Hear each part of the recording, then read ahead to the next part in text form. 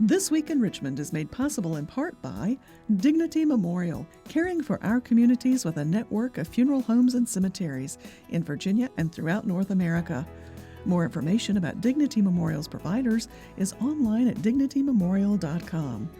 Alpha Natural Resources, an energy company dedicated to respecting the land.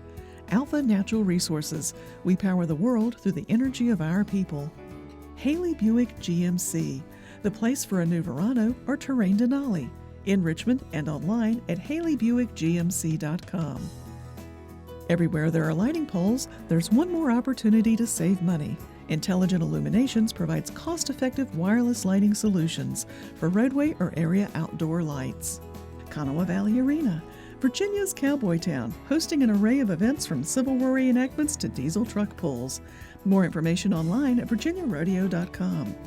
The Virginia Chamber of Commerce, the voice of the Virginia business community, working in legislative, regulatory, and political arenas to promote the free enterprise system. So what do you do? Information about getting involved in advanced technology careers, making everything from clean energy to life-saving medicine, is available at dreamit.doitvirginia.com. Additional support is provided by these sponsors.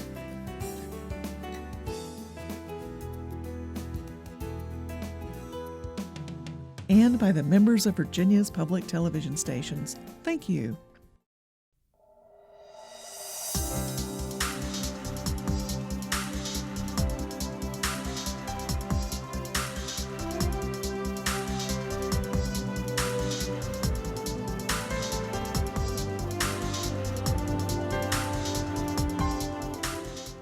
Welcome to This Week in Richmond, and a very special opportunity for our viewers to learn from some members of Virginia Capital Correspondents Association. And in fact, we're going to put your website up for the association right now so they can get more information about you and about your colleagues. Julian Walker is now the president of the Capital Correspondents Association, and but the full-time regular job is a Virginian-Pilot. And folks may be following you in the Pilot or on your blog. Craig Carper, now vice president, but also heard throughout Central Virginia on WCVE Radio.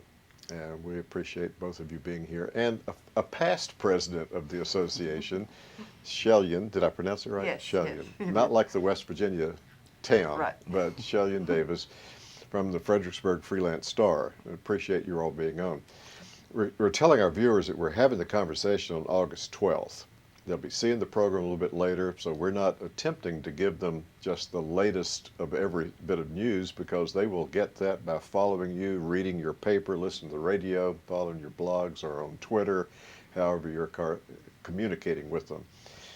And as I've told other guests, and so delighted to have the three of you, feel free to ignore me. I'll keep track of the time. And so if I start with Julian, with making a comment, and Craig, Chelyen, and then feed off of each other's comments and tell our viewers of your perspectives on some very exciting things that are happening in Virginia now, and some that will be happening in November of this year. Julian, welcome. Thanks for having me.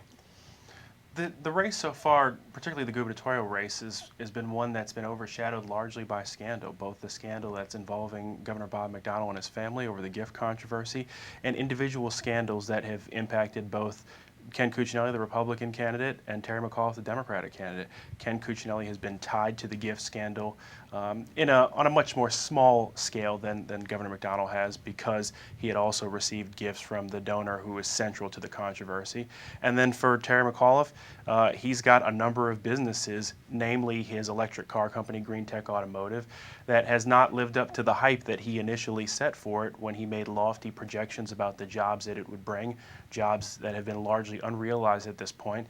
Subsequent to that, we have found out that firm is connected to two separate federal investigations about the way they went about trying to, or their surrogates went about trying to secure immigrant investor visas to raise capital for the company. And so you've got really a contest between two polar opposites, or at least two men perceived to be polar opposites: Ken Cuccinelli, a pretty far-right candidate, and Terry McAuliffe, who is closely aligned with the Clinton machine, which, although they may have been perceived as moderates among Democrats, because of the stereotype, he's perceived as kind of being on the left. And so you've got those two candidates who already are polar opposites, and now they are kind of bitterly waging a campaign against each other that has been, while they focused on issues, has devolved into a lot of negativity, a lot of finger pointing, and the cloud of the scandal that's hovering around has only kind of darkened the mood or darkened the environment. I think that's interesting. The voters that there's always, I guess, less voter engagement in these gubernatorial races and off-year elections. But the voters that are paying attention, they're picking up on this negativity, and both candidates have fairly high negative numbers, and I think Cuccinelli's are slightly higher than McAuliffe's. I believe we were discussing that earlier, but yes. Yeah. And everything they say is true. Normally, in a statewide campaign year, this is pretty quiet time in years past. The summer, they're not doing a whole lot from a campaign perspective. But this year, it has just been so negative and so sort of vicious. I just got back from vacation. I have 600 and some new emails in my email inbox because it's just so vocal. And part of it, I think, is that this is really the only game going on in campaigns this year. Most states are not having gubernatorial elections. New Jersey is, but it's not really contested. But ours is so hotly contested that it's getting a lot of attention, a lot of national attention, and the scandals that Julian mentioned just sort of raised the level of all that. I think that's a valid point that Chelyen raises, is that this normally the dog days of summer in a campaign season indeed are the dog days. There is a lull in the action. And really we just haven't seen that throughout this year. I mean, beginning really back in, as both my colleagues can attest to, beginning back in the General Assembly session, really, the finger pointing, the blame game began, on transportation, who had a role in passing it, who had a role in nearly undermining it, all of these things. And it's been, one thing after another, picking out quotes from Ken Cuccinelli's book that Democrats mocked, picking out quotes from Terry McAuliffe's book that Republicans mocked.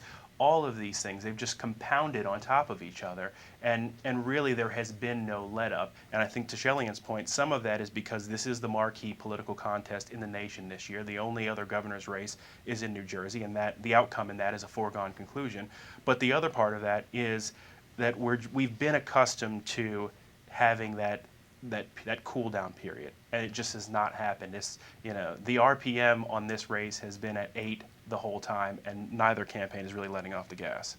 Now, Julie may have mentioned this, but all the negativity and all the sort of personality politics and the scandals has really overshadowed any attempt the candidates have made to actually talk about policy. They've talked some about transportation, but that has quickly devolved into a you did this, or no, would have done that kind of thing. So I think the voters, if they're paying attention, are hearing a lot more just finger pointing than they are about actual policy proposals. I noticed fairly recently the current Lieutenant Governor, Bill Bolling, was calling on both campaigns to be more positive. Good luck. That's that's an interesting thing.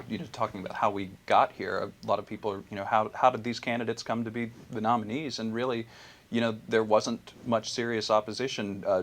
Bill Bolling made a good faith effort and gave it his all to run for the Republican nomination, but Ken Cuccinelli was really able to achieve a pretty remarkable takeover, he and his allies, of the state's governing, or the party's governing body. So Bolling, at the end of the day, wasn't able to really raise the dollars needed, he felt, to either triumph in that forum or to get his message out there. So, and I think that is one of the things that you've seen from Bill Bolling, is that he is trying to find a new voice for himself after decades in the public sphere. Both as a local county official, as a state senator, and now as a 2-term lieutenant governor, he perceived himself to be the heir apparent. As we all know, and as I'm sure your viewers know, there was a deal struck in 2008 that would allow Bob McDonnell to run for governor in 2009 and Bill Bolling to have the endorsement, to have the support of the McDonnell machine. Cuccinelli was the wild card in that equation. Cuccinelli was not who McDonnell and Bolling would have preferred as their third kind of running mate on the 2009 ticket.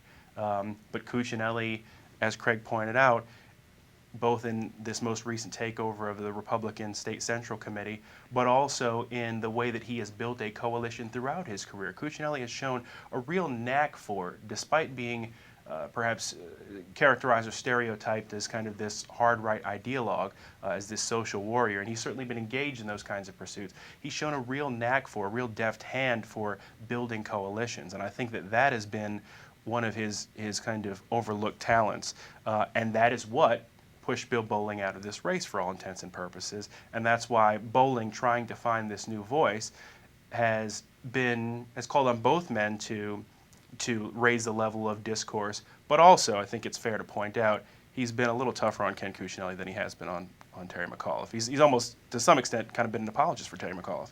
Yeah, I mean, it's been clear to us there is no love lost between Bill Bolling and Ken Cuccinelli. I think Bolling has been pretty bitter about the way in which he I guess, exited the governor's race, and is not a huge fan of Ken Cuccinelli as a candidate, and has said he's too far to the right, he's not enough in the mainstream.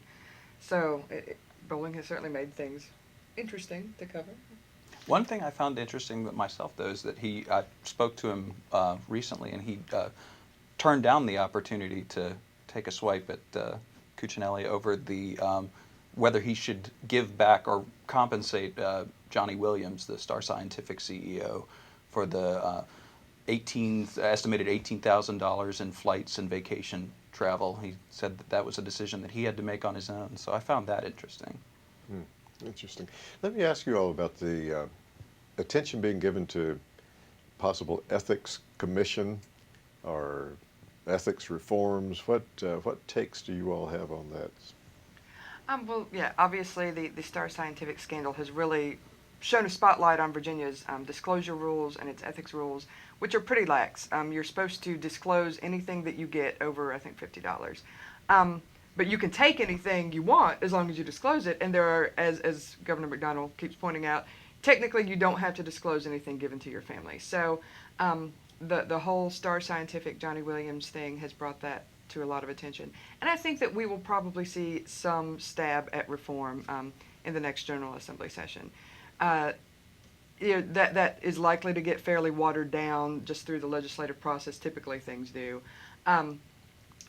It's legislators are voting to regulate themselves as well as the statewide candidates. But I would imagine we'll see some sort of, not a ban on gifts, which Terry McAuliffe has proposed. He would like a ban on, I think, over $100 gifts. I suspect we'll see something more about disclose it more quickly, or some sort of limitation, but not that low. So I imagine there'll be some sort of compromise, but it will not be as grand as some people are suggesting right now.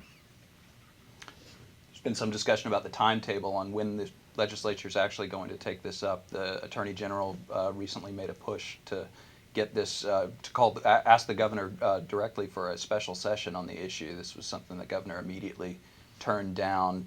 Terry McAuliffe almost instantly called this a political stunt. But then other lawmakers have, I think, really agreed with the AG as of recently. There have been a couple people that have come out, Delegate Bob Marshall of Prince William County, who can always be counted on to kind of be the contrarian voice in the legislature, in the House of Delegates particularly, but also a particularly effective legislator, even though he's sometimes ostracized even within his own caucus. Bob Marshall has certainly made an impact. I don't think anybody can dispute that. Delegate David Ramadan out of Loudoun County has also called for an ethics special session, but as both of these folks have pointed out, the people with the power to call a special session, per the Constitution, Governor McDonnell is resisting that, and the only other way to do it is if you have 2/3 of the elected members of both the House of Delegates and the State Senate petition or apply to the governor for that. And House leadership, including Speaker Bill Howell, have already said we're not going to go there. We'd rather look forward to January on this. Following up on Chelyen's point, I think it's interesting to question what will ultimately come out of this. Chelyen said it is likely to be watered down, and I think that's probably a fair prediction. The last time there was any real significant effort to reform the ethics rules in Virginia came in 2009, or 2010 I should say, following the 2009 scandal involving former Delegate Phil Hamilton, who later was sentenced to federal prison time in a bribery quid pro quo kind of arrangement. And it took until the final days of the subsequent legislative session in 2010 to get anything done, and that deal was almost scuttled in the waning moments. And what came out of it was, as Chelyen pointed out, much more watered down. So I think there will be a lot of talk about ethics. I think you may get something done. But let's remember, one of the arguments, and perhaps one of the stronger arguments for having an ethics special session now, is that the pressure is on lawmakers to do something now while there is momentum. If you come back in the following year, in 2014, and do this, what are you looking at? Everybody's at least 2 years away from their next election, and so the pressure is not there. I think another point about 2014, bringing this up in the regular session, McDonnell will be gone. His term ends in the first week of session, I think, formally, and I think if for some Republican lawmakers, I can imagine that would make it easier if he's not there to enact or vote for whatever it is they want to vote for if, their governor of their party is not the one who's, I guess, sort of raising all these questions. So there hasn't been much comment from the senators, because you're talking about 2/3 of the elected officials. And They've been very quiet. Yeah, they've been very quiet. I think that they were somewhat caught off guard, at least from what I've heard from my sources. They did not really have a sense that this was coming out of the Cuccinelli campaign. And I just don't hear a lot of movement, at least from the people I'm talking to, about that. And just a quick moment of self-editing here. I said that Bill Bolling has been an apologist for Terry McAuliffe. That's perhaps a bridge too far. I should have said defended Terry McAuliffe on a couple of occasions. Okay, what about the so-called down ticket races statewide? Attorney General, Lieutenant Governor, what are some of the perspectives that you all are gathering on those races? Well, I will say that always those races struggle for attention. The governor's race always gets the most attention. In this year, I think that the tone of the governor's race has sort of, it's sort of similar to the tone of the other two races. They're a little more busy and a little more negative than maybe we've seen those two races in years past. And I think, like in the lieutenant governor's race, Republican candidate E.W. Jackson, Democrats have had a field day, I guess you could say, with some of the comments that he has made. So that has sort of elevated attention to that race. But typically, it I think takes a while for those to get attention. And pass it on to y'all. Well, I think that as far as the down ballot races are concerned, I think you've got a couple things at play. One, the Democrats are doing their best to try to link particularly Ken Cuccinelli and Mark Obenshain, but particularly Cuccinelli, to E.W. Jackson. E.W. Jackson is a faith leader, a minister from Chesapeake, and one of the interesting wrinkles for our readership in Hampton Roads is that it's an all Hampton Roads race. It's Ralph Northam, a pediatrician, doctor from Norfolk, and E.W. Jackson, a faith leader and trained attorney from Chesapeake. So it's an all Hampton Roads contest, so there's kind of some parochialism there.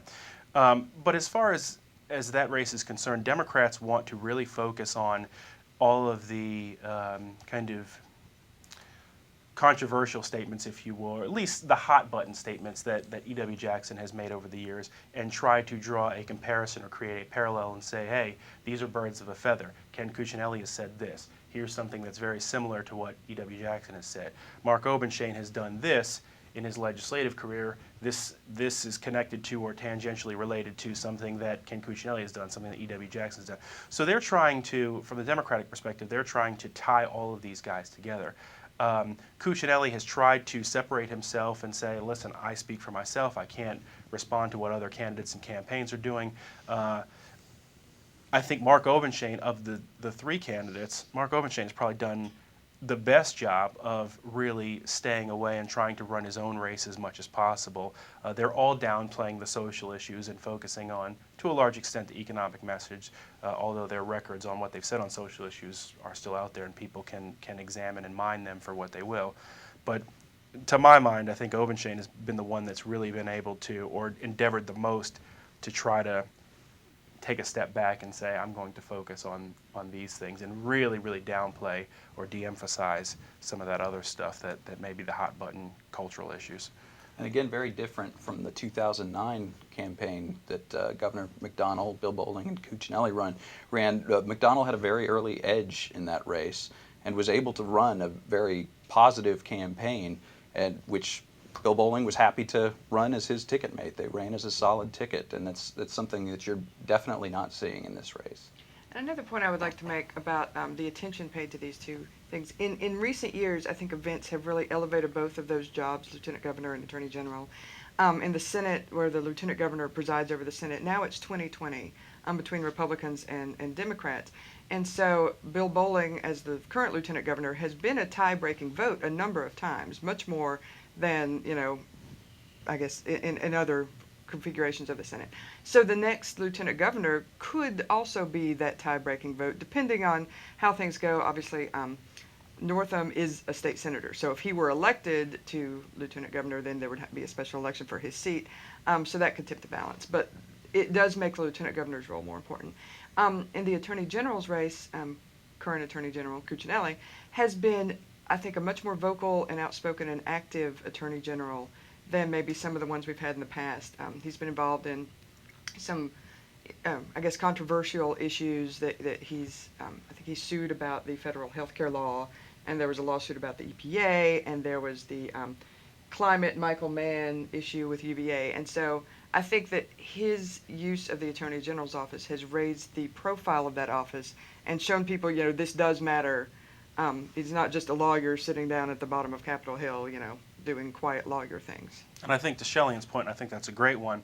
I think the other thing, beyond the enhanced prominence of those two down ballot offices and what they mean and the influence and power they have, I think the other thing that's at play here is that both parties, again, we talked about this being the marquee race in the nation this year, but we're in such a kind of volatile political climate right now where voters are fed up with people of both parties, and there really aren't the traditional constituencies. There are the core constituencies, the base constituencies, but the group of people in the middle, the so-called independents, seem to be a larger pool of folks who are willing to give one party a chance. If they don't deliver results, in short order, turn them out of office. And so I think also what you're seeing at play here, beyond the enhanced prominence of those roles, is that Democrats got their clock cleaned in 2009.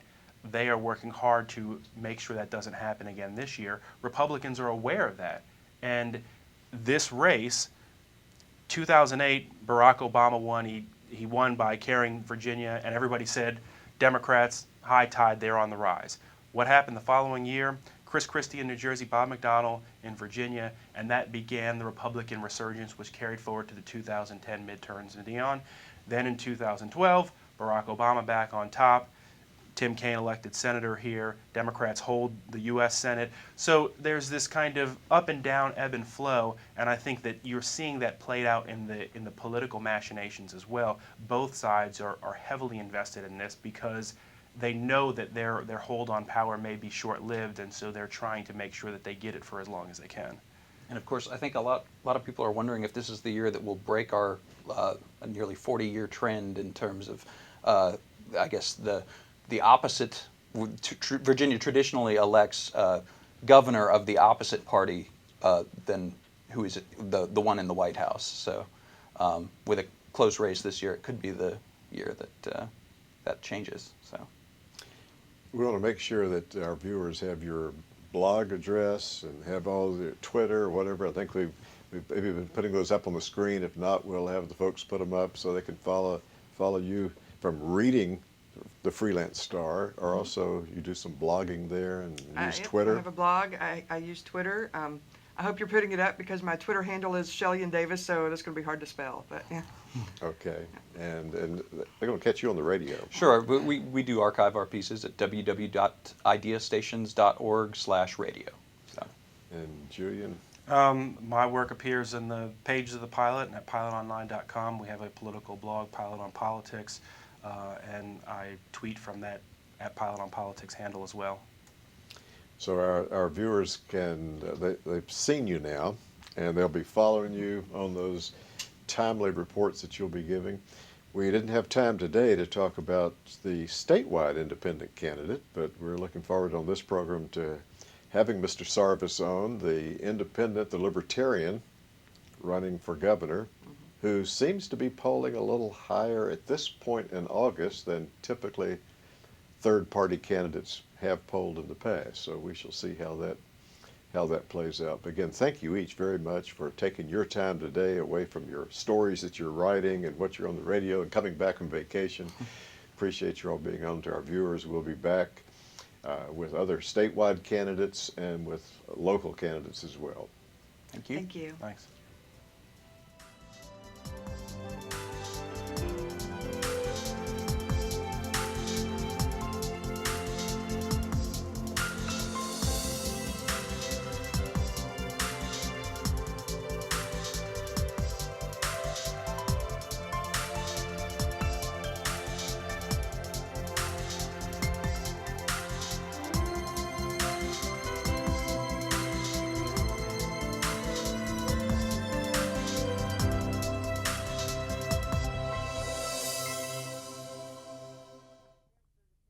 This Week in Richmond is made possible in part by Dignity Memorial, caring for our communities with a network of funeral homes and cemeteries in Virginia and throughout North America.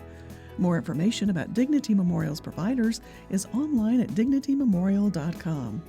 Alpha Natural Resources, an energy company dedicated to respecting the land. Alpha Natural Resources, we power the world through the energy of our people. Haley Buick GMC, the place for a new Verano or Terrain Denali, in Richmond and online at haleybuickgmc.com. Everywhere there are lighting poles, there's one more opportunity to save money. Intelligent Illuminations provides cost-effective wireless lighting solutions for roadway or area outdoor lights. Kanawha Valley Arena, Virginia's cowboy town, hosting an array of events from Civil War reenactments to diesel truck pulls.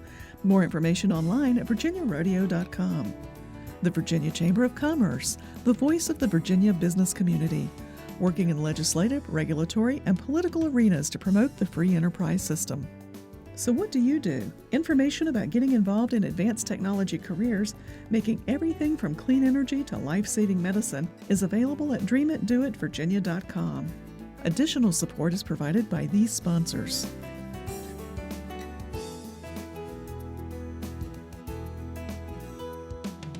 And by the members of Virginia's public television stations. Thank you.